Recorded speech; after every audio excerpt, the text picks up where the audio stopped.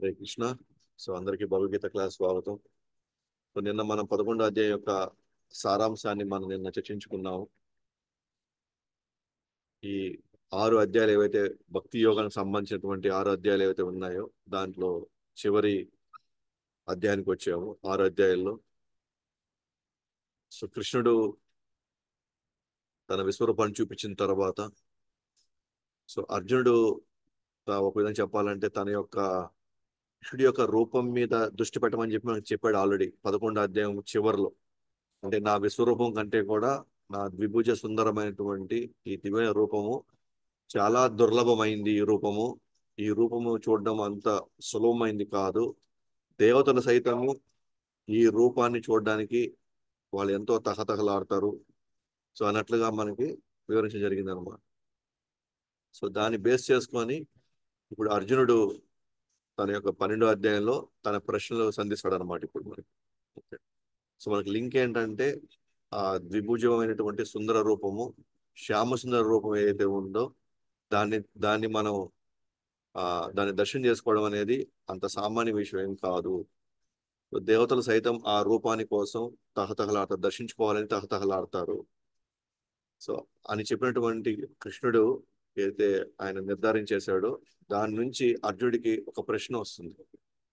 So ఆ ప్రశ్నతో ప్రారంభమవుతున్న 12వ అధ్యాయం ఏంటి ఆ ప్రశ్న అనేది చూద్దాం ఇప్పుడు. దీని 12వ అధ్యాయాన్ని భక్తి యోగం కింద ప్రభుపాదుల వారు నామం దానికి అటువంటి నామాన్ని ఇచ్చాడు. సో అధ్యాయం పేరు భక్తి యోగం. ఏదైతే మన 11వ అధ్యాయం 55వ శ్లోకంలో కృష్ణుడు భక్తి యోగం మరియు ఆయన వ్యక్తిగత శ్యామసుందర రూపానికి భక్తితో సేవ యొక్క ఔన్నత్యాన్ని వివరించడంతో అధ్యాయాన్ని ముగించాడు. భక్తి యోగము, రెండోది ఆయన యొక్క వ్యక్తిగతమైనటువంటి సుందర రూపమైనటువంటి శ్యామసుందర రూపము, తర్వాత భక్తియుత సేవ యొక్క ఔన్నత్యం. భక్తియుక్త సేవ ద్వారా మాత్రమే ఈ రూపాన్ని నువ్వు చూడగలుగుతావు అని కృష్ణుడు చెప్పాడు అనమాట 11వ అధ్యాయంలో చివరిలో. ఆ విధంగా ఆ అధ్యాయాన్ని ముగించాడు. అంటే మనకి ఏమర్థం, ఇప్పుడు ఆయన శ్యామసుందర రూపంతో మనం వ్యక్తిగత సంబంధమే ఆధ్యాత్మిక మార్గంలో ఉత్కృష్టమైనటువంటి సాక్షాత్కారం. అంటే శ్యామసుందర రూపానికి మనం పెట్టుకునే సంబంధం ఏదైతే ఉందో అంటే బ్రహ్మన్, పరమాత్మ, భగవాన్. సో బ్రహ్మన్ పరమాత్మ కంటే కూడా భగవాన్తో ఏదైతే ఆయనకి రూపం ఉంది అనేటువంటి, ఆయనకి గుణాలు ఉన్నటువంటి విషయాన్ని మనం తెలుసుకుంటామో ఆ రూపంతో భగవాన్తో మన సంబంధం పెట్టుకునేదే అత్యున్నతమైనది. ఏది బ్రహ్మంతో పోలిస్తే, పరమాత్మతో పోలిస్తే లాస్ట్ హైయెస్ట్ ఏంటి భగవాన్ రూపం. ఆ భగవాన్ లో కూడా అంటే అర్థం ఏంటి, విష్ణు రూపాలు. ఆ భగవాన్ అంటే విష్ణు రూపాలు లేదా విష్ణు అవతారాలు. దాంట్లో నారాయణ రూపం ఉంది, రాముడు రూపం ఉంది, ఇంకా నరసింహస్వామి రూపం ఉంది, అనేక రూపాలు ఉన్నాయి. కానీ ఆ రూపాల్లో కూడా ఎవరైతే శ్యామసుందర రూపానికి వస్తారో, అంటే శ్యామసుందర రూపం అంటే ఈవెన్ కృష్ణుడు అక్కడ కూడా మళ్ళీ ద్వారకా మూడు ఉంది, మళ్ళీ మథురా మూడు ఉంది, అలాగే బృందావన్ మూడు ఉంది. దాంట్లో కూడా మళ్ళీ ఎవరైతే పూర్తిగా శ్యామసుందర రూపం ఏదైతే ఉందో అంటే పిల్లలను గ్రోవి పెట్టుకొని, అది మహోత్కృష్టమైనటువంటి ఒక రూపం అనమాట అది. సో ఆ రూపాన్ని మనం దర్శించగలిగితే ఆయనతో మన ఆ సంబంధాన్ని మనం ఆయనతో అటువంటి ఆ రూపంతో మనం కానీ ఎంతో సంబంధం పెట్టుకోగలిగితే అది సాక్షాత్కారాల్లో కంటే కూడా అత్యున్నతమైనటువంటి సాక్షాత్కారం అన్నమాట. అంటే దానికి మించిన ఇంకా సాక్షాత్కారం లేదు ఇంకా. అందుకే కృష్ణుడు అన్నాడు భగవద్గీత 7వ అధ్యాయం 3వ శ్లోకంలో, మనుష్యానాం సహస్రేషు యశ్చిత్ కథత సిద్ధయే యతతామపి సిద్ధానాం కశ్చిన్ మాం వేత్తి తత్వతః. అనేక వేల మందిలో ఎవడో ఒకడు మాత్రమే ఆత్మ సాక్షాత్కారం లేదా ఆత్మ సాక్షాత్కారంలో పరిపూర్ణులు అవుతారు. అలాగ వాటిలో ఎవరో ఒక్కడు మాత్రమే నన్ను యథార్థంగా తెలుసుకుంటాడు. అంటే హైయెస్ట్ అన్నమాట. కృష్ణుడు యొక్క శ్యామసుందర రూపాన్ని దర్శించుకోవడం కానీ లేదా ఆ రూపంతో మన సంబంధం పెట్టుకోవడం కానీ అది. కాబట్టి 6:47 కానీ 7:1-8:5లో తెలుపబడిన విధంగా అర్జునుడు గత అధ్యాయంలో అనుభవించాడు. అది ఆల్రెడీ అర్జునుడు అనుభవించేశాడు గత అధ్యాయంలో. ఏదది 11వ అధ్యాయంలో ఆయనకి క్లియర్ అయిపోయింది. భక్తుడు టాప్ మోస్ట్ అని, భక్తి మార్గం హైయెస్ట్ అని. ఆయన్ని తలుచుకోవడమే 8వ అధ్యాయం 5వ శ్లోకంలో కృష్ణుడు అదేగా చెప్పింది. 5వ అధ్యాయం అంతకాలేచ మామేవా స్మరణ్ముక్త్వా కలేవరం. సో ఆయన తలుచుకోవడమే. దానికి సంబంధించినవన్నీ కూడా అర్జునుడు ఆల్రెడీ అనుభవించేశాడు దాన్ని. అంటే వ్యక్తిగత రూపంతో తనకు ఉన్నటువంటి సంబంధం, ఆల్రెడీ వ్యక్తిగత రూపంతో తనకి సంబంధం ఉంది. అందుకే నాయన అదిగో ఆ విశ్వరూపాన్ని నేను చూడలేను, నీ యథార్థమైనటువంటి నీ ఆ ద్విభుజ రూపానికి వచ్చి నాకు దర్శనం ఇవ్వమన్నాడు. అంటే ఆ రూపంలో ఈజ్ ది హైయెస్ట్. ఆ స్థితికి ఆల్రెడీ అర్జున్ చేరుకున్నాడు. అంటే ఆల్రెడీ ఆయన అనుభవించేశాడు అనమాట దాన్ని. అయినప్పటికీ కొంతమందికి ఉంటుందన్నమాట, నిరాకారంపై ధ్యానం చేయాలని మొగ్గు చూపుతారు. కృష్ణుడు చెప్పేశాడు హైయెస్ట్ ఇదే, ఇది ఇంతకంటే మించింది ఇంకా లేదు, ఇది చేరుకుంటే మీకు చాలు, శాశ్వతంగా ఇంకా నాతో నిరంతరంగా ఆనందంగా ఉంటారని చెప్పాడు. కానీ అందరి మెంటాలిటీ అలా ఉండదు, అందరి స్వభావం అలా ఉండదు అనమాట. కొంతమందిది ఎలా ఉంటుందంటే నిరాకారం పైనే నిరాకారంలో పోయి ఐక్యం అవ్వాలి అనేటువంటి వాళ్ళ గోల్ ఉంటుంది, వాళ్ళ లక్ష్యం అలా ఉంటుంది. కాబట్టి ఇప్పుడు నెక్స్ట్ అర్జునుడికి వచ్చే క్వశ్చన్ ఏంటి అంటే, ఇలా నిరాకారం వైపు కొంతమంది మొగ్గు చూపుతున్నారు కదా ఇప్పుడు, నిరాకారం వైపు మనం కూడా చూసాము 7వ అధ్యాయంలో 29వ శ్లోకంలో, జరా మరణ మోక్షాయ. సో ఎవరికైతే జరా మరణం నుంచి తప్పించుకోవాలి, బయటపడాలనుకునే వాళ్ళు కూడా, వాళ్ళు నన్ను నన్నే వాళ్ళు ఆరాధిస్తారు అని వాళ్ళ లక్ష్యం అది. కాబట్టి ఏది, వాళ్ళ లక్ష్యం కృష్ణుని చేరుకోవడం అని కాదు, వాళ్ళ లక్ష్యం వచ్చి జరా మరణ, కేవలం వాళ్ళు మరణం నుంచి, ముసలితనం నుంచి, చనిపోవడం, మరణం నుంచి, జరా మరణం, వీటి నుంచి బయటపడడం మాత్రమే వాళ్ళ లక్ష్యం. కాబట్టి భగవంతుడు వాళ్ళకి యోగమిశ్ర భక్తితో ఉంచేటువంటి షట్చక్ర యోగాన్ని వాళ్ళకి రికమెండ్ చేస్తూ వాళ్ళని ఆ వైపు వాళ్ళని తీసుకెళ్తున్నాడు వాళ్ళని. అలాగే కొంతమంది ఇక్కడ ఉన్నారన్నమాట, నిరాకారంలో పోయి వాళ్ళు వెళ్ళి దాంట్లో సాధారణంగా జ్ఞాన మార్గంలో వెళ్ళేవాళ్ళు, జ్ఞాన యోగంలో వెళ్ళేవాళ్ళు, కొంతవరకు అష్టాంగ యోగంలో వెళ్ళేవాళ్ళు, ఎక్కువ శాతం వాళ్ళు నిరాకార బ్రహ్మంలోకి వెళ్ళి వాళ్ళు ఐక్యం అయిపోవాలి, వాళ్ళు కనుమరుగైపోవాలి, ఇంకా వాళ్ళకి మళ్ళీ దేహం ఒకటి ఉంది, నేను అక్కడ ఉన్నాననే వాళ్ళకి ఎటువంటి ఉనికి వాళ్ళు అనుభవించకూడదు అనమాట. అది వాళ్ళ కోరిక. కాబట్టి అందుకని ఇక్కడ మొదటి శ్లోకంలో అర్జునుడు ఏమడుతాడంటే, నిరాకారవాది మేళ, ఆకారవాది మేళ. ఎందుకంటే ఈ సమాజంలో అన్ని రకాల వాళ్ళు ఉన్నారు, అన్ని రకాల వాళ్ళు కృష్ణుడిని వాళ్ళు వేడుకుంటున్నారు. కొంతమంది వివిధ లక్ష్యాల కోసం వెళ్తున్నారు ఆధ్యాత్మిక మార్గంలోనే. ఇవన్నిటిని రెండుగా డివైడ్ చేసుకోగలిగితే, ఒకరు ఆకారవాదులు, ఇంకొకరు నిరాకారవాదులు. వీళ్ళిద్దరిలో ఎవరు చేసేది గొప్పది, ఎవరు చేసేది మేలైంది, ఎవరు శీఘ్రంగా ఫలితాన్ని సాధిస్తారు? సో ఈ క్వశ్చన్ అడుగుతున్నాడు అనమాట అర్జునుడు. యాక్చువల్గా అర్జునుడు ఈ క్వశ్చన్ అడగాల్సిన అవసరం ఏం లేదు, ఎందుకంటే ఆయన పక్కా ఆకారవాది. ఆల్రెడీ ఆ వ్యక్తిగత సంబంధం ఆల్రెడీ ఉంది. సో ఆ, ఆయనతో ఆ, ఆ, మంచి మంచి విషయాలు ఆల్రెడీ కృష్ణుడితో తాను షేర్ చేసుకుంటున్నాడు. పర్సనల్ గా ఉన్నాడు కృష్ణుడు అతనికి. కాబట్టి ఆయన అడగాల్సిన ప్రశ్న ఏం లేదు, ఎందుకంటే ఆయనకి క్లియర్ గా అర్థమైపోయింది, భగవంతుడు శ్యామసుందర రూపం అనేది అత్యున్నతమైంది, ఆయనతో సంబంధం కృష్ణుడికి అర్జునుడికి అర్థమైపోయింది. కానీ ఆయన ఇక్కడ ఎందుకు క్వశ్చన్ వేస్తున్నాడు అని అంటే, మళ్ళీ మన కోసం అన్నమాట. ఎందుకంటే ఇక్కడ చాలా మంది, మన మన సమూహంలో ఎక్కువ శాతం మంది నిరాకారవాదులే ఉన్నారు. భగవానుడికి నిర్గుణం, నిరాకారం అన్న భావంలో వెళ్తున్నారు అనమాట. వాళ్ళు ఎక్కువ డామినేట్ చేస్తున్నారు ఈ సొసైటీని. ఒక విధంగా చెప్పాలంటే ఆ, ఈ శంకరాచార్యుల్ని ఫాలో అయ్యే వాళ్ళు, యాక్చువల్లీ శంకరాచార్యుని ఒరిజినల్ గా వాళ్ళు ఫాలో అవ్వట్లేదు, శంకరాచార్యుల్ని ఫాలో అవుతున్నట్టుగా వాళ్ళు ఆయన ఇచ్చినటువంటి చాలా విషయాల్ని వాళ్ళే వక్రీకరించి వాళ్ళు ఫాలో అవుతూ, ఆకారం కంటే నిరాకారమే గొప్పది, ఆకారంలో ఎవరైతే ధ్యానం చేస్తున్నారో, ఎవరైతే ఇంకా గుళ్ళో పూజలు చేస్తున్నారో, వీళ్ళంతా సెంటిమెంటలిస్ట్, వీళ్ళంతా వీళ్ళకి తెలియదు, వీళ్ళకి విగ్రహ రూపం లేకపోతే వీళ్ళు పూజించలేరు, లేదా వీళ్ళు భగవంతు మీద ధ్యానం పెట్టలేరు. అదే మేమైతే భగవంతుడికి భగవంతు రూపం లేకుండా కూడా మేము ధ్యానాన్ని పర్ఫెక్ట్ గా వెళ్ళగలుగుతాము, యాక్చువల్గా అదే గొప్పది అన్నట్టుగా వాళ్ళ వాదన ఉంటుంది అనమాట.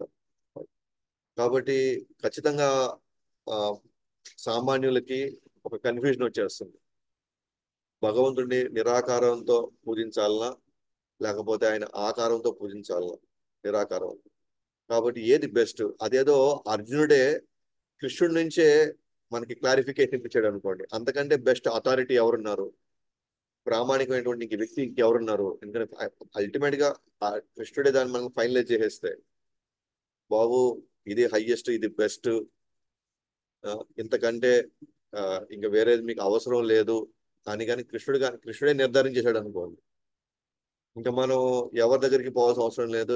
ఎందుకంటే ఈయనే యోగేశ్వరుడు కాబట్టి, ఎందుకంటే ఆ యోగం ద్వారా అంతిమంగా ఫలితం ఇచ్చేది కృష్ణుడే కాబట్టి, ఎవరికి ఎలా ఫలితం ఇస్తున్నాడు, ఎంత త్వరగా ఫలితం ఇస్తున్నాడు కృష్ణుడు. సో ఆ విషయాన్ని ఆయనే క్లారిఫై చేస్తాడు అన్నమాట ఇప్పుడు మనకి అర్జునుడి ద్వారా. కాబట్టి ఇక్కడ నిరాకారవాద లేకపోతే ఆకారవాది ఎవరు మేలు ఇక్కడ, ఏ పద్ధతిలో మీ దగ్గరికి వస్తే వాళ్ళు ద బెస్ట్ అని అర్జునుడు ఇక్కడ ప్రశ్న వేయడం ప్రారంభిస్తాడు అనమాట. కాబట్టి మొదటి శ్లోకంలో కనుక మనం చూస్తే అర్జునుడి యొక్క విచారణ, సో ఆయన ఎంక్వైరీ అనమాట. ఏంటి, ఆకారవాదుల లేక నిరాకారవాదుల, ఎవరు మేలు ఇక్కడ.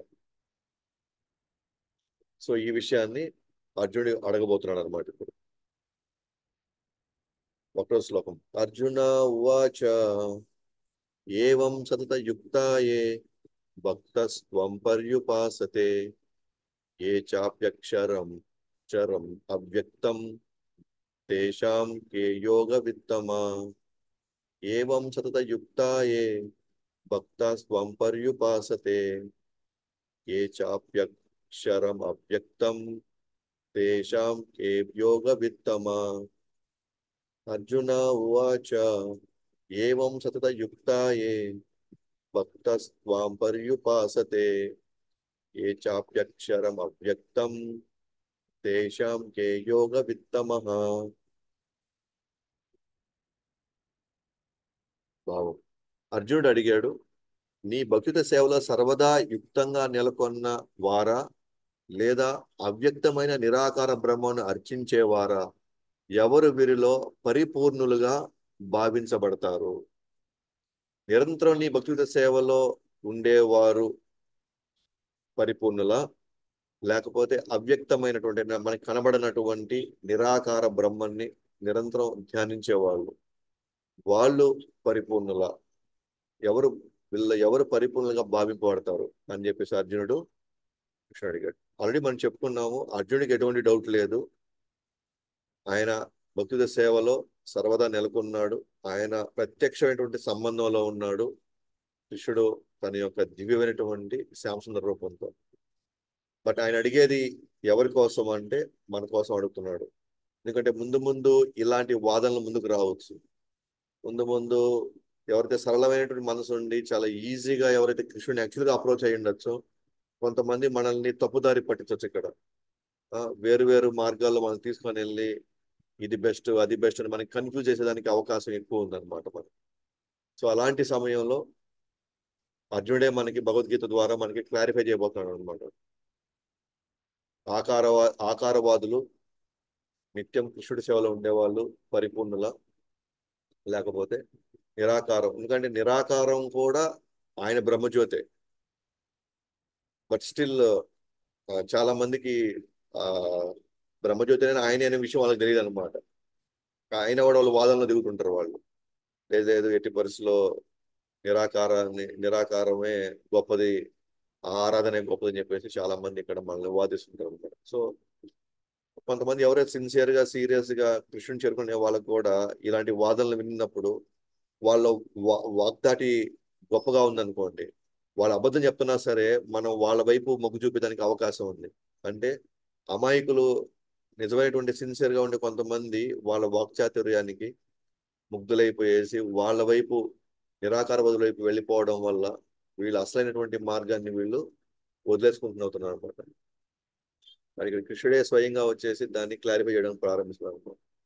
మనం చూస్తే కనుక ప్రభుపాదుల వారు కానీ ఆచార్యులు ఈ పరంపర అంతా కూడా నిరాకారవాదుల పైన కానీ మాయావాదుల పైన కానీ శూన్యవాదుల పైన కంప్లీట్ గా మనోళ్ళు వాళ్ళ యొక్క వాదనల్ని ఖండిస్తూ కృష్ణుడి యొక్క భక్తుత సేవ గురించి కానీ కృష్ణుడి యొక్క ఆకారమైనటువంటి సుందర రూపాన్ని ఆయన్ని స్తుతిస్తూ ఆయనతో ప్రత్యక్షమైన సంబంధం తెచ్చుకోవడానికి మనకి తీసుకువెళ్ళడానికి మన ఆచార్యులు మనతో ఎప్పుడు కూడా కృషి చేస్తూనే ఉన్నారు అనమాట. మనకి మనం భాష్యంలో కానీ మనం వెళ్తే, సో 12వ అధ్యాయంలో అన్ని రకాల భక్తుల గురించి చెప్పబడింది. జ్ఞానుల కంటే ఉత్తములు, మరియు ఆ భక్తుల మధ్యలో ఉన్నటువంటి గొప్ప గుణాలు కొనియాడబడతాయి ఈ 12వ అధ్యాయంలో. అంటే రకరకాల భక్తులు ఉన్నారు. కానీ వాళ్ళు ఆ భక్తులందరూ కూడా జ్ఞానుల కంటే ఉత్తములు అనమాట. వాళ్ళు జ్ఞానుల కంటే కూడా బెస్ట్. భక్తులు అనేవాళ్ళు జ్ఞానుల కంటే బెస్ట్. ఆ భక్తుల మధ్యలో ఉన్నటువంటి గొప్ప గొప్ప గుణాలు కొనియాడబడతాయి. ఏమేం గుణాలు ఉన్నాయి ఆ భక్తుల్లో, అది మనకి చూస్తాం 13వ శ్లోకం నుంచి 20వ శ్లోకం దాకా. ఆ భక్తుల్లో ఉన్నటువంటి గుణాలని భగవంతుడు కొనియాడతాడు అనమాట. ఆ గుణాలు ప్రతి ఒక్కరు పెంపొందించుకోవాలని చెప్తాడు అనమాట. ఆ గుణాలు ఉన్న వాళ్ళని కృష్ణుడు స్వయంగా ప్రేమిస్తాడు అనేటువంటి విషయాన్ని ఆయన తెలియజేస్తాడు అనమాట. అంటే అర్జునుడు ఉన్న సాధకుల కానీ యోగుల్లో భక్తులు చాలా శ్రేష్టమైన వారు అని ఇదివరకే విన్నారు ఆయన 6.47లో. సో 647 శ్లోకంలో ఆల్రెడీ విన్నాడు కదా. ఏ యోగి గురించి, ఏ యోగి అయితే నిరంతరం నన్నే తలుచుకుంటూ నా గురించి ఆలోచిస్తూ తర్వాత నన్నే పూజిస్తూ ఉన్నవాడు ఆ యోగి ద బెస్ట్ యోగి అని ఆల్రెడీ చెప్పాడు ఆల్రెడీ. కాబట్టి ఇదివరకే వినేశాడు యోగి నామపి సర్వేషాం మద్గతేరి అంతరాత్మన అని చెప్పేసి ఈ శ్లోకాన్ని మనం చెప్పేసుకున్నాం. అంటే ఆల్రెడీ అర్జునుడు క్లియర్ గా తెలుసు. అలాగే అర్జునుడి భక్తి ఎంత శ్రేష్టమైనదో తెలుసుకోవడానికి ఎంతో కోరికతో ఉన్న కారణంగా అర్జునుడి సంక్షిప్తంగానైనా వినడానికి సిద్ధపడి ప్రశ్న అడిగాడు. అయితే ఇప్పుడు అర్జునుడు ఏమన్నాడు, సరే ఆ భక్తి ఎంత శ్రేష్టమైనదో అది ఎంత ఉన్నతమైందో తెలుసుకోవడానికి తనకి ఒక కోరిక వచ్చింది. భక్తి బెస్ట్ అని దానికి అర్థమైపోయింది, బట్ అది ఎంత బెస్ట్ అది తెలుసుకోవడానికి కృష్ణుడు అడిగాడు అనమాట. సో కృష్ణుడు కానీ కొంచెం సంక్షిప్తంగా అంటే కొంచెం బ్రీఫ్ గా చెప్పినా కూడా నేను వినడానికి సిద్ధంగా ఉన్నానని చెప్పేసి ప్రశ్న వేశాడు అర్జునుడు. మరి 11వ అధ్యాయం 55వ శ్లోకంలో భక్తులు నిరంతరంగా నిన్ను రూపంలో సేవలో నిమగ్నమై ఉంటారని వర్ణించబడింది. భక్తులు అనేవాడు శాశ్వతంగా ఆయన శ్యామసుందర రూపం మీదే ఉంటారన్నమాట. ఆ రూపంలోనే వాళ్ళు సేవ చేస్తారు, అక్కడే వాళ్ళు నిమగ్నం అవుతారని ఆల్రెడీ మనం చెప్పబడింది. కానీ ఇతరులు బ్రహ్మన్ను పూజిస్తారు, భక్తులైతే శ్యామసుందర రూపమే. కానీ అందరూ భక్తులు కాదు కదా ఇక్కడ. మరి ఇతరులు బ్రహ్మన్ని పూజిస్తారు. నిర్గుణుడిగా శృతుల్లో వర్ణించబడింది. ఎస్, శృతుల్లో ఉంది ఆయన గురించి. నిరాకారం, నిర్గుణ, నిరాకార ఇవన్నీ ఉన్నాయి. సో కొంతమంది ఏం చేస్తున్నారు, ఆ నిరాకారమైనటువంటి దాన్ని వాళ్ళు పూజిస్తున్నారు, ఎందుకంటే శృతిలో ఉంది కదా, అందువల్ల వాళ్ళు పూజిస్తున్నారు అన్నమాట. సో శృతిలో ఉండొచ్చు, కానీ శృతి యొక్క సారాంశం వాళ్ళకి తెలియదు. శృతుల యొక్క సారాంశం వాళ్ళకి తెలియదు. ఉదాహరణకి ఉపనిషత్తుల్ని శృతిలు అంటారు. శృతి అంటే డైరెక్ట్ గా భగవంతుడే మాట్లాడారు అనమాట వాటిని. కానీ అలాంటి ఉపనిషత్తుల్లో గోపాల తపని ఉపనిషత్తు అని ఒక ఉపనిషత్తు ఉంది. ఆ గోపాల తపని ఉపనిషత్తులో గోపాలుడి గురించి, కృష్ణుడి గురించి చాలా వివరంగా చెప్పబడింది అనమాట. దేవాదేవుడు శ్రీకృష్ణుడు అని. కానీ చెప్పాం కదా, వాళ్ళకి అసుకృతి లేకపోవడము లేదా వాళ్ళ పూర్వ జన్మలో వాళ్ళు చేసుకున్న సాధన బట్టి వాళ్ళు అదే మార్గంలో వాళ్ళు వెళ్తున్నారు అనమాట. ఇప్పుడు వాళ్ళు గత జన్మలో వాళ్ళు జ్ఞాన మార్గాన్ని సగం వదిలేస్తున్నారు అనుకోండి, వాళ్ళు మళ్ళీ జ్ఞాన మార్గంలోనే వెళ్తున్నారు. అంటే ఇదే ధ్యానము లేకపోతే ప్రాణాయామము ఇటు వెళ్తారు అనమాట. సో ఈ కారణాల వల్ల వాళ్ళు ఎందుకో శ్యామసుందర రూపానికి వాళ్ళకి అప్రోచ్ అవ్వాలంటే ఎక్కడో వాళ్ళకి ఒక ఒక అసంతృప్తి వాళ్ళకి నెలకొంది అనమాట. యాక్చువల్గా తృప్తి పడాలి, యాక్చువల్గా హైయెస్ట్. కానీ వీళ్ళలో అసంతృప్తి ఉందన్నమాట. ఎందుకంటే వాళ్ళు శృతుల్లో వాళ్ళు చదివింది, అంటే ఉపనిషత్తుల్లో వాళ్ళు చదివింది, వేదాల్లో మాక్సిమం వాళ్ళు చదివింది అంతా కూడా ఎలా ఉంటుందంటే నిరాకారం గురించి, నిర్గుణం గురించి బాగా ఎక్కువ హైలైట్ చేస్తున్నారు అనమాట. కాబట్టి వాళ్ళు ఏంటంటే ఆ శృతుల్ని మేజర్ గా తీసుకొని వాళ్ళు వాళ్ళ వాళ్ళ యొక్క లక్ష్యం నిరాకార బ్రహ్మాన్ని వాళ్ళ లక్ష్యం కింద పెట్టుకుంటారు అనమాట వాళ్ళు. సో రెండు రకాల వ్యక్తుల్లో యోగులు, యోగ విత్తములు ఎవరు అంటే, ఒకవైపు కొంతమంది ఏమో జ్ఞాన యోగంతో లేదా అష్టాంగ యోగంతో నిరాకారం వైపు వెళ్తారు, వాళ్ళు యోగులే. ఇంకోవైపు ఎవరు భక్తి యోగులు ఉన్నారు, వీళ్ళు కూడా యోగులే. వీళ్ళల్లో యోగ పరిపూర్ణులు ఎవరు అంటే, యోగ పరిపూర్ణులు అంటే ఎవరు, యోగం యొక్క సారాంశాన్ని పూర్తి తెలుసుకున్న వాళ్ళు ఎవరు వీళ్ళిద్దరిలో, అంటే పూర్తిగా తెలుసుకొని ఎవరు సాధన చేస్తున్నారు ఈ ఇద్దరు యోగుల్లో. అంటే నిరాకారం వైపు వెళ్ళేటువంటి యోగులు, ఆకారం వైపు వెళ్ళేటువంటి యోగుల్లో వీళ్ళలో ఎవరు యోగ విత్తములు. అంటే యోగ విత్తములు ఎవరు అంటే, యోగ విత్తములు అంటే యోగం గురించి పూర్తిగా సంపూర్ణంగా తెలిసినటువంటి జ్ఞానం ఉన్నవాళ్ళు యోగ విత్తములు అంటే. సో వీరిలో ఎవరు ఈ ఉత్తమ విధానంలో నిన్ను చేరుకోగలరు, ఎవరు చేరుకోగలుగుతారు నిన్ను బెస్ట్ వీళ్ళల్లో. సో దీంట్లో యోగ విత్తర ఉత్తమ యోగం ఏమిటి, మరియు యోగ విత్తమ అంటే ఉత్తమ యోగము సంపూర్ణంగా తెలిసిన వారు ఎవరు. సో యోగ విత్తర, యోగ విత్తమ ఈ రెండు పదాలు ఉన్నాయన్నమాట. యోగ విత్తర అంటే అంటే బెస్ట్ యోగం ఏంటి, బెస్ట్ మార్గం ఏంటి అని అడగడం అనమాట. అంటే వాళ్ళ మార్గం ఏది బెస్ట్ మార్గం అని మాత్రం తెలుసుకుంటున్నారు. ఆ తెలుసుకొని దాని గురించి మాత్రమే చేస్తారు అనమాట. ఆ వైపు మాత్రమే వెళ్తారు, ఆ మార్గాన్ని మాత్రమే పట్టుకుంటారు వాళ్ళు. అంటే వీళ్ళకి పూర్తి తెలియదు అనమాట, సంపూర్ణంగా తెలియదు. యోగులన్నిటినీ వీళ్ళు అధ్యయనం చేయరు. వాళ్ళకి వాళ్ళ వాళ్ళ గురువు ఏదైతే చెప్పాడో, లేకపోతే ఆయనకి ఎవరికైతే యాక్సెస్ దొరికిందో, ఏ గురువుతో ఆయనకి యాక్సెస్ దొరికిందో, ఆయన ఏ యోగం అయితే చెప్తాడో ఆ యోగాన్ని వాళ్ళు ఫాలో అవుతారు అనమాట. వాళ్ళు ఇది బెస్టా, ఇది అన్నిట్లో కల్లా వీళ్ళు అన్నిటిని విచారించరు అనమాట. వీళ్ళు వాళ్ళ జీవితంలో వాళ్ళకి దొరికినటువంటి ఒక గురువు దొరికాడు, ఆ గురువు వచ్చేసి ఇదిగో ఈ మార్గం ఇంత బెస్ట్ మార్గం అన్నాడు, మనము నమ్మేశాము, నమ్మేసి ఆయన చెప్పిన ప్రకారం మన సాధన ప్రకారం వెళ్ళిపోతున్నాం. వీళ్ళని ఏమంటారంటే యోగ విత్తర అంటారు. యోగ విత్తమ అంటే ఎవరు అంటే ఉత్తమ యోగము సంపూర్ణంగా తెలిసిన వారు ఎవరు, సంపూర్ణంగా తెలుసుకున్న వాళ్ళు. ఎస్, వీళ్ళు అన్ని యోగ మార్గాలు చూసిన తర్వాత, ఆచార్యుల దగ్గర నుంచి శాస్త్రాల నుంచి పూర్తి తెలుసుకున్న తర్వాత అర్థం చేసుకున్నారు, ఎస్ ఇది బెస్ట్ మార్గం అని. దాన్ని ఫాలో అయ్యే వాళ్ళు యోగ విత్తములు. యోగ విత్తరంలో వచ్చేసి యుత్తర అనే వాళ్ళు, వాళ్ళకి పరిపూర్ణమైనటువంటి జ్ఞానం లేదు, వాళ్ళకి దొరికిన దాన్ని ద బెస్ట్ గా వాళ్ళు ఫాలో అవుతున్నారు. అందుకని ఇక్కడ ఉత్తమ యోగం ఏమిటి అంటే వాళ్ళు దొరికిన దాన్ని ఫస్ట్ బెస్ట్ గా వెళ్తున్నారు. ఇక్కడేమో అన్నిట్లో ఏది బెస్ట్ అవుదో దాన్ని ఫాలో అవుతున్నారు. అదనమాట ఇద్దరికి తేడా. సో యోగ విత్ర అనేవాడికి ఆ ఆ స్థితిలో ఉన్నవాడు, అతనికి ఇంకా పూర్తిగా విషయం తెలియల, బట్ దొరికిన దాన్ని సిన్సియర్ గా వెళ్తున్నాడు దొరికిన దాంతో. యోగ విత్తమ అంటే అతనికి సంపూర్ణంగా తెలుసుకున్న తర్వాత ఏది బెస్ట్ అని దాన్ని ఫాలో అవుతున్నాడు. లైక్ ఇప్పుడు మన పిల్లల్ని స్కూల్లో జాయిన్ చేయాలనుకున్నాం అనుకోండి, వాళ్ళ వాళ్ళ ఆల్రెడీ ఆ స్కూల్లో కొంత ఒక స్కూల్లో వాళ్ళని అప్రోచ్ అయ్యి వీళ్ళు కూడా దాని గురించి మాత్రమే ఎంక్వైరీ చేసి ఓకే ఇదే బెస్ట్ స్కూల్ అనుకొని ముందుకు వెళ్ళిపోయే వాళ్ళు అనమాట. వీళ్ళు యోగ విత్తర.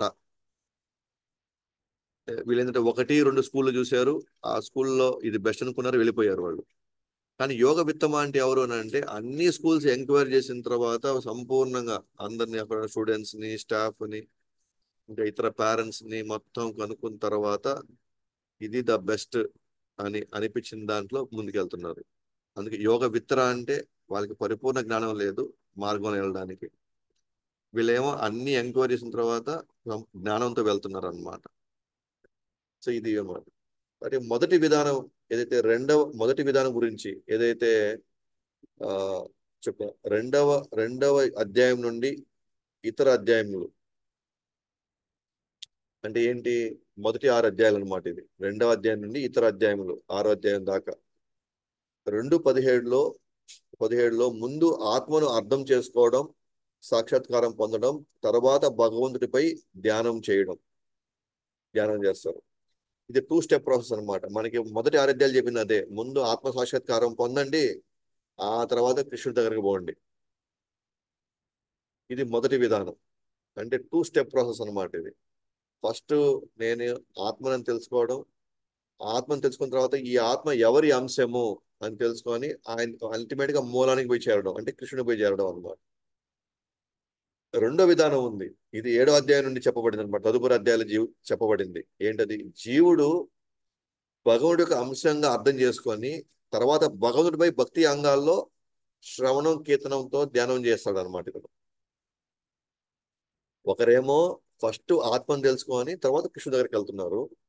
రెండో విధానంలో కృష్ణుడు ఎవరో తెలుసుకున్నారు, ఆ కృష్ణుని పొందడానికి డైరెక్ట్ గా శ్రవణం కీర్తనతో ఆయన దగ్గరికి వెళ్ళిపోతున్నాడు. వీళ్ళెళ్ళి నేను ఆత్మ సాక్షాత్కారం పొందాలి, ఆత్మగా నేను నన్ను నేను దాని నేను పూర్తిగా నేను గ్రహించాలి, ఆ తర్వాత నేను కృష్ణుడి దగ్గరికి వెళ్తాను అట్లా పోరన్నమాట. 7వ అధ్యాయం నుంచి ఏం చెప్పాడు, డైరెక్ట్ గా నువ్వు కృష్ణుడి దగ్గరికి వెళ్ళడానికి కావాల్సిన మార్గం ఇచ్చారు. నువ్వు ఆత్మవా కాదా అని తెలుసుకోవడానికి వాళ్ళు పెట్టుకోవాలా. నువ్వు కృష్ణుడి గురించి నువ్వు వెళ్ళు, మిగతావన్నీ నీకు అర్థమైపోతాయి. ఆ ప్రాసెస్ లో నిన్ను నువ్వు ఎవడో ఒకటి నువ్వు తెలుసుకోవచ్చు అని.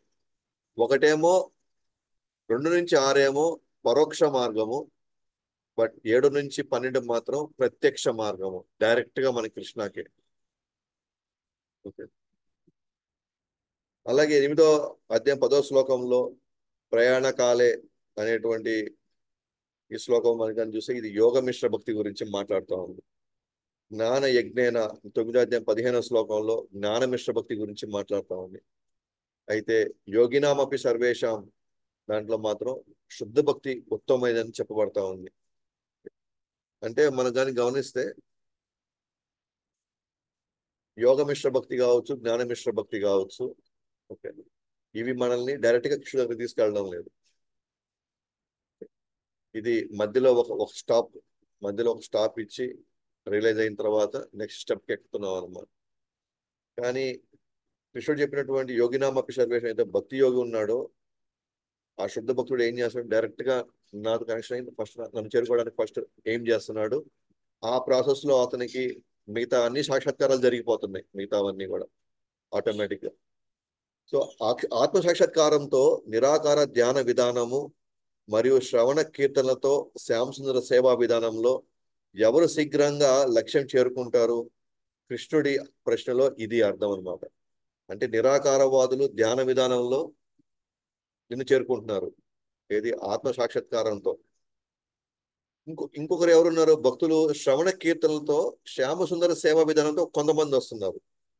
ఒకరేమో నిరాకారం వైపు ధ్యాన విధానంలో ఒకరు వస్తున్నారు.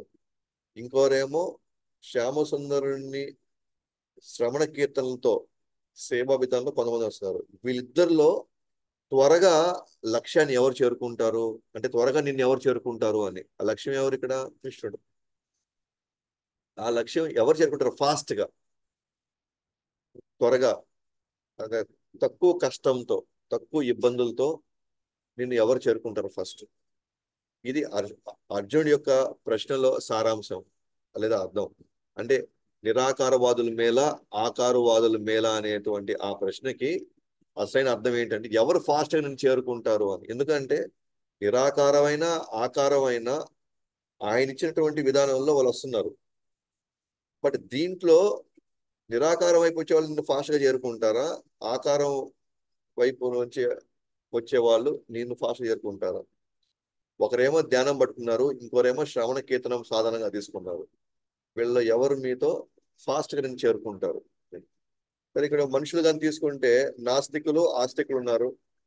ఆస్తికులు అంటే దేవుణ్ణి నమ్మేవాళ్ళు, నాస్తికులు అంటే దేవుణ్ణి నమ్మని వాళ్ళు.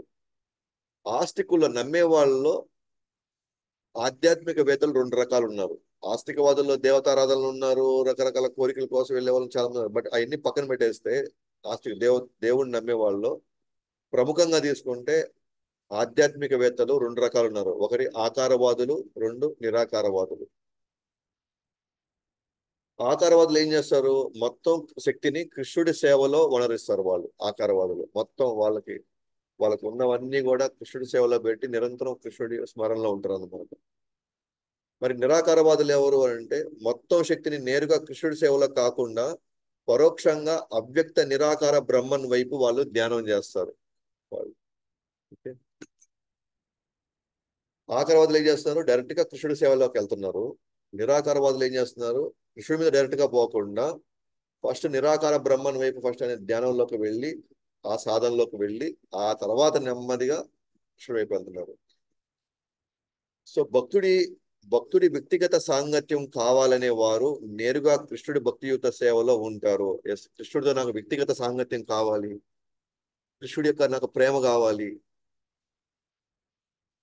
శాశ్వతంగా కృష్ణుడితోనే నేను ఉండాలనుకుంటున్నాననే వాళ్ళు ఏం చేస్తారు? నేరుగా ఆయన సేవలో పడతారు. ఇంకా ఈ మధ్యలో ఈ ధ్యానం అంటే ఏంటి, ఈ ప్రాణాయామం అంటే ఏంటి, లేకపోతే ఈ దానాలు ఏంటి, వ్రతాలు ఏంటి, ఇవన్నీ వాళ్ళు పట్టించుకోరు అనమాట. వాళ్ళు డైరెక్ట్ గా వాళ్ళు కృష్ణుడి సేవలోకి డైరెక్ట్ గా ఎంటర్ అయిపోతారు. వాళ్ళు కృష్ణుడు చెప్పిన ఆదేశాలని పాటించడానికి వాళ్ళు మాక్సిమం వాళ్ళు ప్రయత్నిస్తారు అన్నమాట. ముఖ్యంగా అందుకని ఇక్కడ నిరాకార మరియు ఆకారవాదుల్లో ఎవరి స్థానం గొప్పది?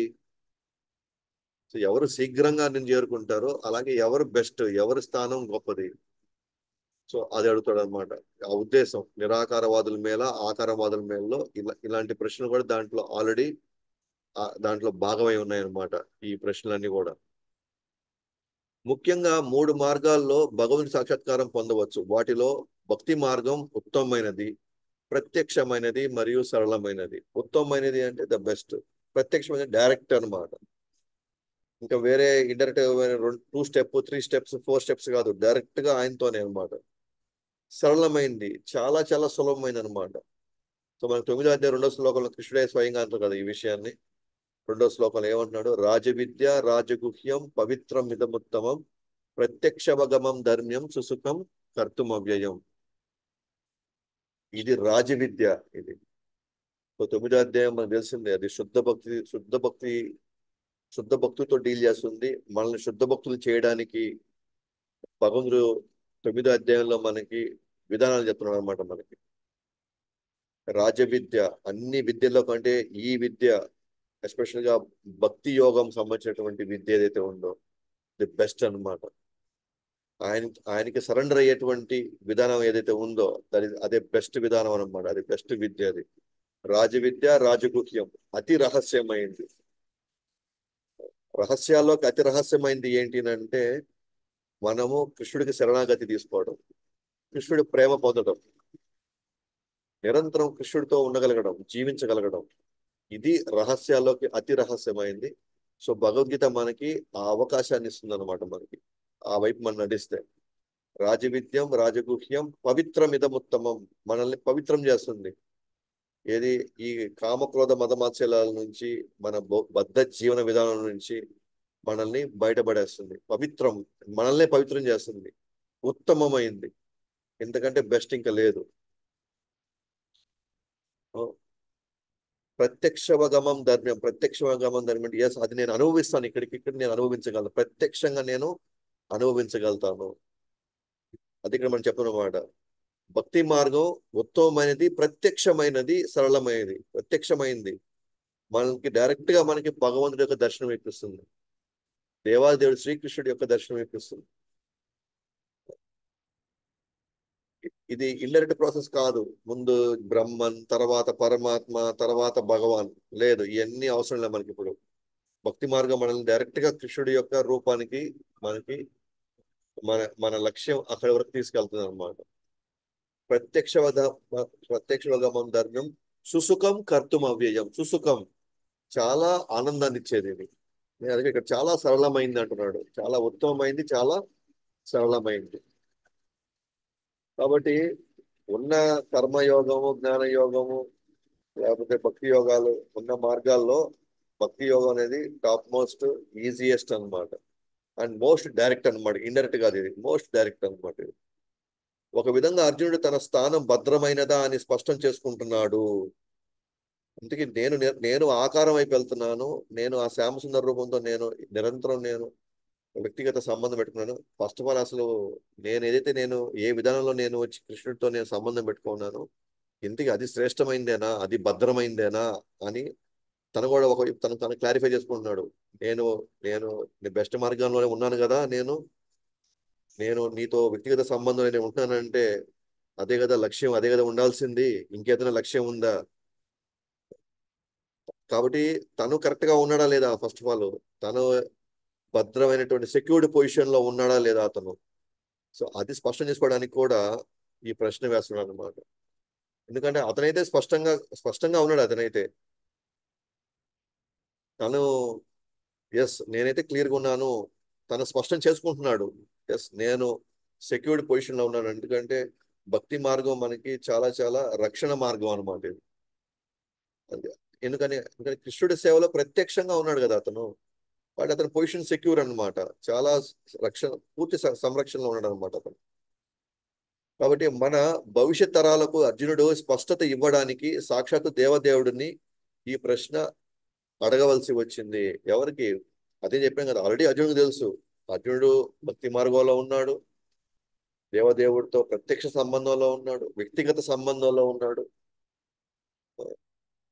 బట్ భవిష్యత్ తరాల కోసం స్పష్టత ఇవ్వాలి. నిరాకారవాదులు బెస్టా, ఆకారవాదులు బెస్టా, లేదా నిరాకారవాదులు ఫాలో అయ్యేటువంటి ధ్యాన మార్గాలు బెస్టా, లేదా శ్రవణ కీర్తన మార్గాలు బెస్టా, భక్తి మార్గం బెస్టా? సో ఇది భవిష్యత్ తరాలకి వాళ్ళకి అందించడానికి ప్రయత్నిస్తున్నాను అనమాట. ఆ క్లారిటీ ఇవ్వడానికి ఎవరిని అడగాలి? అది సాక్షాత్ కృష్ణుని అడగాల్సిందే. ఇంకెవరు అడిగినా ఏ అడిగినా వాళ్ళు మనకి నిజంగా మనల్ని పర్ఫెక్ట్ గా గైడ్ చేస్తున్నారా, లేదా వాళ్ళు వాస్తవం మనకు చెప్తున్నారా లేదా అనేది మనకు గుర్తించడం చాలా చాలా కష్టం. ముఖ్యంగా కలియుగంలో అయితే ఇంకా చాలా కష్టం అన్నమాట. కాబట్టి అందుకే డైరెక్ట్ గా ఎవరు అడుగుతున్నాడు? ఎవరైతే ఈ మార్గాలను సృష్టించాడో ఆయనే డైరెక్ట్ గా అడుగుతున్నాడు అనమాట. ఎవరైతే ఆ ఫలాన్ని ఇస్తున్నాడో, ఆ సాధన మార్గాలు వచ్చేటువంటి ఫలం ఎవరైతే ఇస్తున్నారో యోగేశ్వరుడు, సో కృష్ణుడిని అడుగుతున్నాడు అనమాట ఆయన. సో ఆ విధంగా మనం కానీ గమనిస్తే కనుక మనం ఈ మొదటి శ్లోకంలో అర్జునుడు మనకి క్లియర్ గా ఎవరు బెస్ట్, డైరెక్ట్ గా నీ దగ్గరికి వచ్చి నిన్ను వ్యక్తిగత రూపంలో వ్యక్తిగత సంబంధంలో ఉండేవాళ్ళు బెస్టా, లేకపోతే నీ యొక్క ఇంకొక అంశమైనటువంటి బ్రహ్మన్ని వాళ్ళు లక్ష్యంగా పెట్టుకొని వాళ్ళు ధ్యాన మార్గంలో ఆత్మ సాక్షాత్కార మార్గంలో నిన్ను బ్రహ్మన్ రూపంలో వాళ్ళు ఆ అక్కడికి వెళ్ళి వాళ్ళు ఐక్యం అవడం అనేది ఆ, అది బెస్ట్ అని ఆడడం ప్రారంభించాడు. ఎందుకంటే ఆయనకైతే అవసరం లేదు, మన కోసం మన భవిష్యత్ తరాల కోసం ఆయన క్లారిఫై చేస్తున్నాడు అనమాట. కాబట్టి ఇప్పుడు మనం గమనిస్తే మన సమాజంలో ఎవరైనా వచ్చి అది టీవీల్లో కావచ్చు, గొప్ప గొప్ప అదే, ఆ, ఈ తత్వవేత్తలు, అలాగే ఇంకా వివిధ సాధన మార్గాల్లో ఉండే వాళ్ళు ఎవరైనా సరే టీవీ డిబేట్స్ లో కానీ ఇంకొక మాధ్యమాల్లో కానీ ఎవరైనా వచ్చి నిరాకారం బెస్ట్, నిరాకారం అది అత్యున్నతమైనది, అది ఇది అని చెప్పి చెప్పారనుకోండి, మనకి ఇక్కడ క్లియర్ చేయబోతున్నారు కృష్ణుడు మనకి ఏది బెస్ట్ అనేది. సో ఎవరైతే దాంట్లో పూర్తిగా కూరుకోబోయారో మనం ప్రయత్నించినా కూడా వాళ్ళు రాలేకపోతున్నారంటే మనం పెద్దగా వాదనలు పెట్టుకోవాల్సిన అవసరం లేదు వాళ్ళతో. బట్ ఎవరైనా కొంత అమాయకులు ఎవరైనా ఉండి పొరపాటున వాళ్ళు ఇప్పుడిప్పుడే వాళ్ళు దాంట్లోకి వెళ్తూ ఉన్నప్పుడు మనం వాళ్ళతో డిస్కస్ చేసినప్పుడు వాళ్ళు త్వరగా ఆ, ఈ ఈ విధానానికి ఈ మార్గంలోకి వాళ్ళు రాగలుగుతారు అనమాట వాళ్ళు. సో నెక్స్ట్ సెక్షన్ రెండో అధ్యాయం రెండో శ్లోకం నుంచి 7వ శ్లోకం. సో ఇప్పుడు కృష్ణుడే స్వయంగా వచ్చి ఆకారవాదులు మరియు నిరాకారవాదుల గురించి ఇద్దరు మార్గాల గురించి ఆయన వివరిస్తూ, సో బెస్ట్ థింగ్ వచ్చేసి కృష్ణ భక్తితో నా యొక్క రూపాన్ని, శ్యామ సుందర రూపాన్ని దర్శించడమే హైయెస్ట్ అంటాడు అనమాట. అది ఈజియెస్ట్ అంటాడు అనమాట. That is the best process అంటాడు అనమాట. కాబట్టి రెండో శ్లోకం అవుతున్నాం. కాబట్టి దానికి సమాధానం ఇవ్వడానికి ఇప్పుడు కృష్ణుడు ప్రారంభిస్తున్నాడు అనమాట. శ్రీ భగవానువాచ మయ్యావ్యస మనో ఏ మాం నిత్యయుక్తా ఉపాసతే శ్రద్ధయా పరయోపేతాస్ ते मे युक्ता तमा मतः. श्रीभगवानुवाच मय्यावेश्य मनो ये मां नित्ययुक्ता उपासते श्रद्धया परयोपेतास्ते मे युक्ता तमा मतः. श्रीभगवानुवाच मय्यावेश्य मनो ये मां नित्ययुक्ता उपासते श्रद्धया परयोपेतास्ते मे युक्ता तमा मतः. శ్రీ భగవానుడు పలికాడు, నా సాకార రూపం పైననే తమ మనసును స్థిరపరిచి మహోన్నతమైన దివ్యమైన శ్రద్ధతో నన్ను అర్చించడములో సర్వదా నెలకొని ఉన్నవారే అత్యంత పరిపూర్ణులని నేను భావిస్తున్నాను. నా సాకార రూపం పైనే అంటే నా ఈ సుందర దివ్యమైనటువంటి ఈ శ్యామ సుందర రూపం పైన తమ మనసును స్థిరపరిచి మహోన్నతమైన దివ్యమైన శ్రద్ధతో నన్ను అర్చించడంలో సర్వదా నెలకొన్నవారు. శ్రద్ధతో నన్నే అర్చించడంలో పూర్తిగా నెలకొనేశారు వాళ్ళు. సర్వదా, సర్వదా అంటే ఎప్పుడు, 24 గంటలు అన్నమాట. సో నా మీద నెలకొన్న వారు అత్యంత పరిపూర్ణులు అని నేను అంటున్నాను అనమాట. అంటే నిరాకారవాదులు, ఆకారవాదులు. సో ఆకారవాదులు, పైగా ఆకారవాదులు వాళ్ళు ఎవరి మీద ధ్యానం పెట్టాలి? కృష్ణుడి యొక్క శ్యామ సుందరి ఆకారం మీద. ఇక చతుర్భుజ ఆకారాలు ఉన్నాయి, ఇంకా వివిధ వివిధ అవతారాల్లో వివిధ ఆకారాలు ఉన్నాయి. బట్ కృష్ణుడి యొక్క శ్యామసుందర రూపం మీద ఎవరైతే పూర్తిగా నెలకొన్నారో, ఆయన సేవలో కావచ్చు, శ్రద్ధతో ఆయన్ని అర్చించడంలో కావచ్చు, వాళ్ళు అత్యంత పరిపూర్ణులు అని నేను భావిస్తాను. ఇది నా అభిప్రాయం అని కృష్ణుడు చెప్తున్నాడు అనమాట. సో భాష్యంలోకి వెళ్తే, అందరిలోకి నా భక్తులు శ్రేష్ఠులు అనే ఉద్దేశం అనమాట ఈ శ్లోకం యొక్క ఉద్దేశం. వారి మనసులు నా శ్యామసుందర రూపంలో నిమగ్నం చేస్తూ నా సంబంధంలో ఉండాలనే కోరికతో గుణాలకు అతీతమైన శ్రద్ధ ఉండేవారు నా అనన్య భక్తులు, యోగ పరిపూర్ణులు, యుక్తాత్మ. సో వీళ్ళెవరు యోగ పరిపూర్ణులు ఎవరు అని అంటే, శ్యామసుందర రూపంలో వాళ్ళ జీవితాలను నిమగ్నం చేసేవాళ్ళు. ఎప్పుడు ఆ శ్యామసుందర రూపంతో సంబంధంలో ఉండాలనుకునేవాళ్ళు. కోరిక, నాకు ఇంక వేరే ఆకారం వద్దు, ఇంక నాకు వేరే రూపం వద్దు. నాకు రూపం అంటే కృష్ణుడి యొక్క శ్యామసుందర రూపం తప్ప, ఆ రూపంతో నాకు సంబంధం కావాలి. మిగతా వాళ్ళతో నాకు సంబంధం నాకు అవసరం లేదు.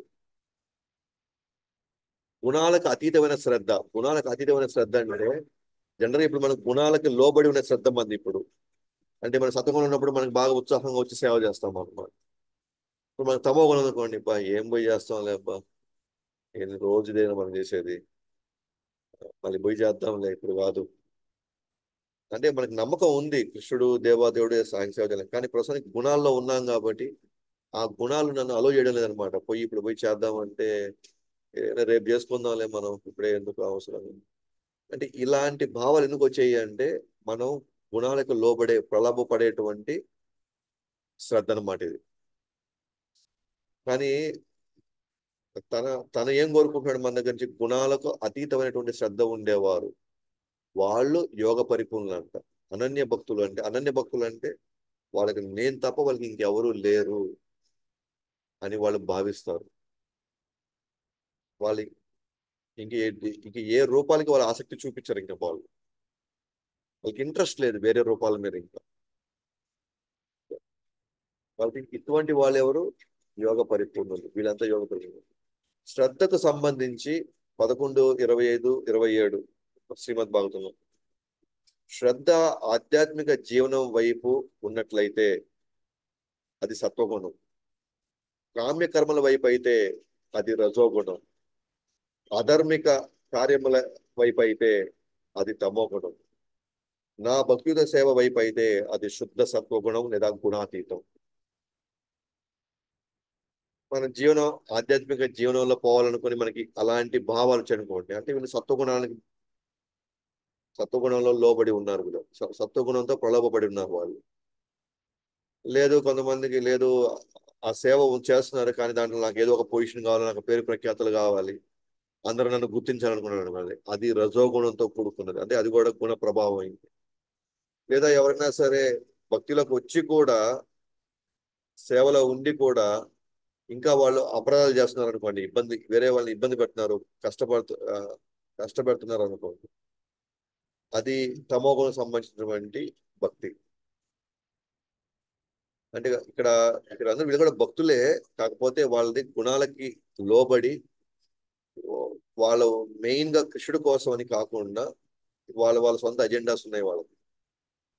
కానీ నా భక్తితో సేవ వైపు ఎవరైతే ఉన్నారో, శ్రద్ధ చూపిస్తున్నారో, వాళ్ళు మాత్రం శుద్ధ సత్వ గుణంలో ఉన్నట్టు వాళ్ళు గుణాతీతమైన వాళ్ళు.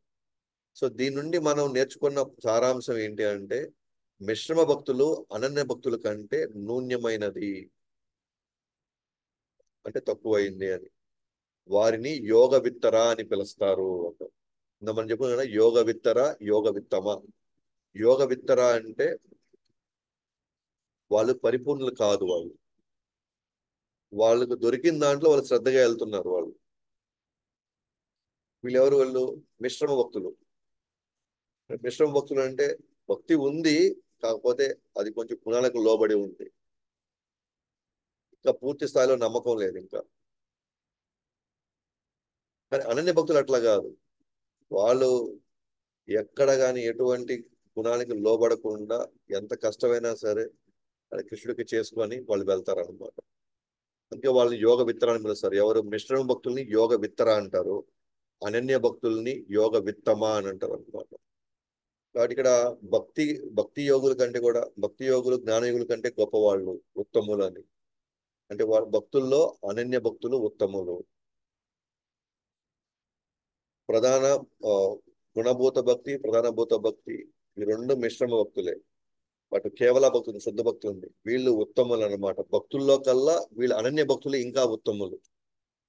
సో భక్తులు కొన్నిసార్లు జపము, శ్రవణము, పుస్తక అధ్యయనము, ప్రసాదం వండడము, సరుకులు కొనడము, మందిరం శుభ్రం చేయడము, సామాన్లు కడగడము, ఈ విధంగా ఒక్క క్షణం కూడా కృష్ణుడిని మరవకుండా ఉంటారు. ఒక విధంగా దాన్ని సమాధి అని కూడా అంటారు అన్నమాట. సమాధి అంటే ఏంటి?